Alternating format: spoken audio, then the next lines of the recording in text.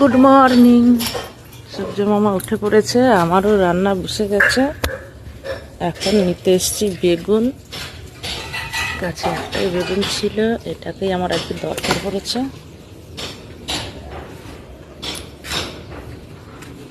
বেগুন কি রান্না করছি, কালকে থেকে আবার শুরু করেছি সকালবেলায় রান্না করা। কয়েকদিন রান্না করিনি, সকালবেলা বেলায় করতাম।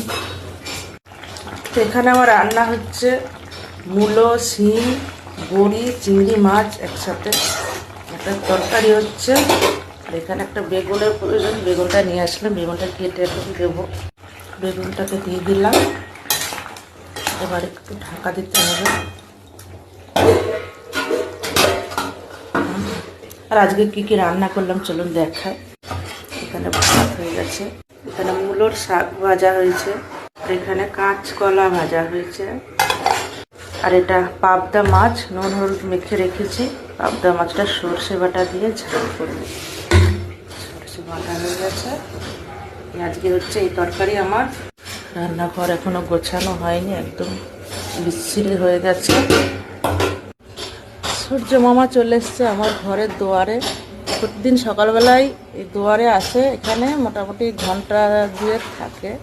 তো সকালবেলায় রোদটা পাই একটুখানি, রোদে একটু দাঁড়ানো বসা হয়, ভালো লাগে। শীতকাল রোদটা তো ভালোই লাগে। আর এই যে কর্তাও রোদ খাচ্ছে আর বিড়ি খাচ্ছে।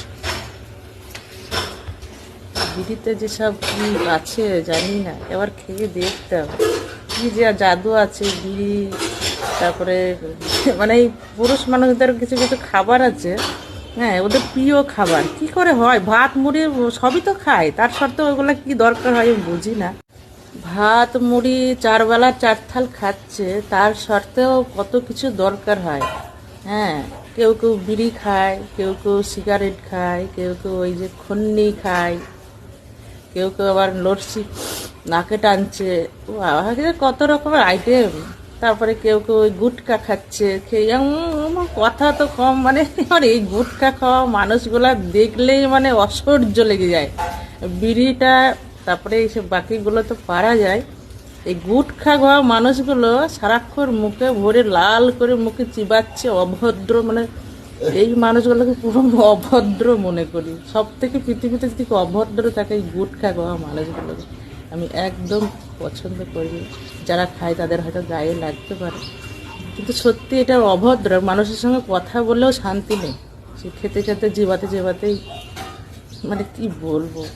একে যদি কোনোদিন গুটকা খেতে দেখি, কোথায় চলে গেল, পালিয়ে গেছে। যদি কোনোদিন গুটকা খায় না, সেদিনকে আমার বাড়িতে ঢোকার শেষ দিন ওর। হ্যাঁ, আমি এতটা অপছন্দ করি গুটকা খাওয়া মানুষ।